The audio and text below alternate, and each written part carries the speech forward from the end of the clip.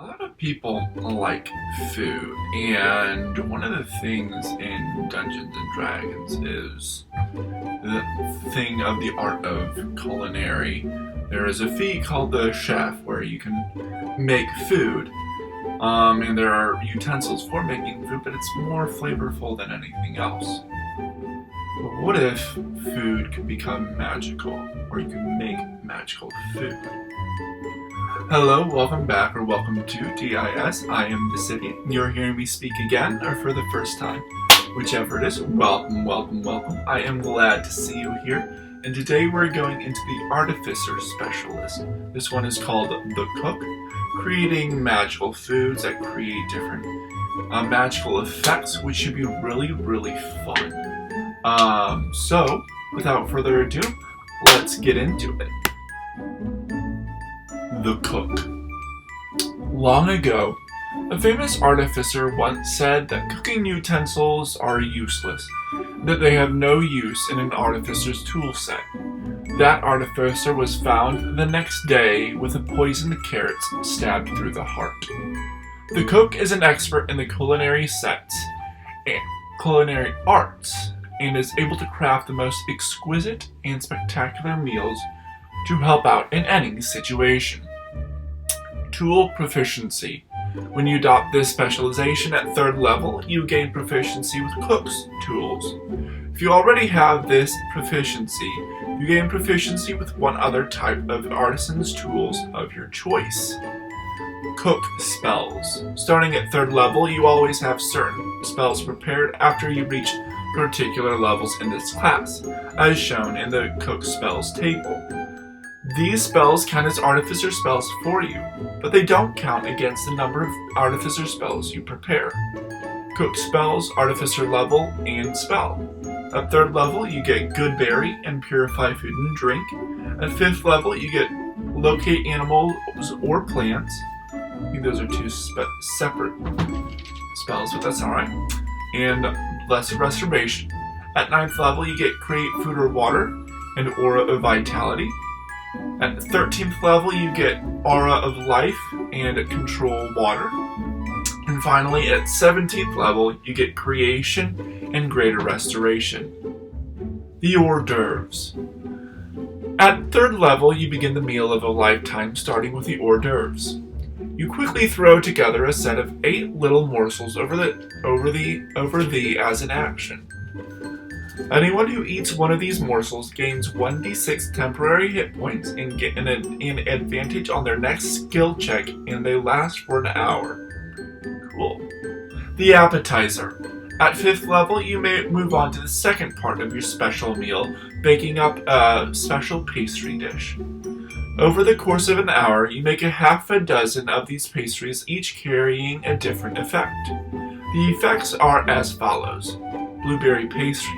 By throwing the pastry at someone, ranged attack, they take 3d6 cold damage on a hit. Lemon pastry. Eating the pastry will poison the eater and they will spout evil truths about themselves. Strawberry pastry. Eating the pastry will heal the eater by 2d6 hit points. Apple pastry. Anyone who walks over this pastry activates it and must make a dexterity saving throw versus your Artificer spell DC, or take 3d8 piercing damage. Chocolate pastry. Eating this pastry gives the user +1 to AC, and custard pastry. Throwing this pastry at the ground causes it to become gooey, turning it into difficult terrain. Should be a amount of an area that affects. Just has that. The main course. At 9th level, you finish the biggest part of the meal and serve up a delicious meal to both your allies and enemies. Over the course of a short rest, you make a meal with a variety of special effects, which can be eaten by 4 creatures. If an ally of yours eats the meal, they restore 4d8 hit points, have lesser restoration cast upon them, and increase their AC by 2 for 1 minute. If an enemy eats this meal, they take 3d8 poison damage, have Bestow Curse cast upon them, and decrease the AC by 2 for 1 minute. If someone eats your meal and they do not fall into either category, they feel no effects other than a full stomach. Very fun. The dessert. At 15th level, you have finished your ultimate meal and are ready to serve up the final dish. Over the course of a long rest, you make a dessert choosing a 3rd, 2nd, and 1st level spell you know, or that someone else you ask to assist you with making this dish, expending any material components required. Anyone who eats this meal will undergo the effects of those spells as if they had been cast on them. Very cool. Reflavoring. As a cook, you're not limited to the ability descriptions put here and can create entirely new forms for your abilities to manifest in.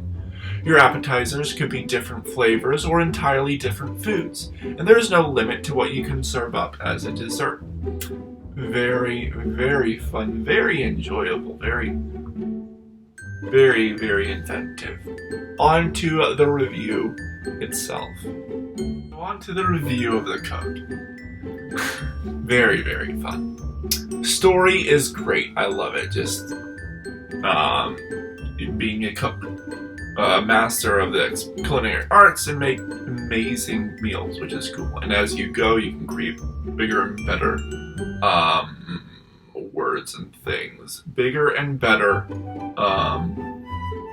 meals. More spectacular.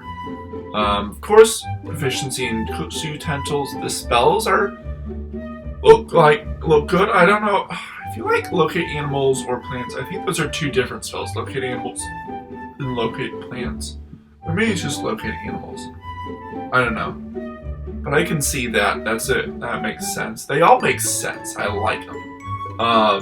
None of them are like overpowered in any way. I mean, creation is very powerful, but like they're getting at 17th level anyway, so the hors d'oeuvres, that's fun. 8 little morsels that give you a little temporary hit points and an advantage on a skill check. Appetizers, the pastries are fun, and you can always reflavor it, which is great. So you have some that like do a damage, some that like heal people, some that like poison people, some buff them in some way, some deal damage in some way, which is really fun. Same with the main course, creating a feast for individuals, and then they can allies can get buffed, enemies can get harmed, which is cool. The dessert, which blend together some spells to make a powerful medley that is cast upon someone, which is really cool. The only thing I think of with like the main course is if you're wanting to deal with enemies, you have to like do a lot of planning in order to like gear enemies to you and like stuff like that. That's neither here nor there. I don't think any of this is too overpowered or underpowered. The dessert is a little overpowered as it's 3rd, 2nd, and 1st, but this is at what level is it? It's at 15th level. So they're pretty powerful anyway, so it makes sense. Anything else? Not that I can think of. I know this is not like any other artificer spell subclass. Shouldn't be any other class, I don't think. So that's fun. Next week I'm gonna be taking a break because I'm playing tour guide for a friend who is joining me for the week. It should be a lot of fun. And I am playing a new game for a sponsorship, and then it looks like I've got another sponsorship that should be coming up the week after I'm gone, and then I'm gonna be getting a job hopefully soon so that I can start making some money, which would be nice. I am being a professional dungeon master, creating my own one-shots and short adventures that can become campaigns. If you want to join that, comment down below, email me, join my Discord server if you want to support me in any way, or comment below your thoughts on this subclass as well. All that fun stuff, the same areas. My email is in the description. where I found it. This is in the description as well. And keeping in your mind my sister's D&D inspired bar idea and anything else not that I can think of. I will see you guys in the next video as we do some fun lore crafting around this. I'll see you guys later. This idiot out.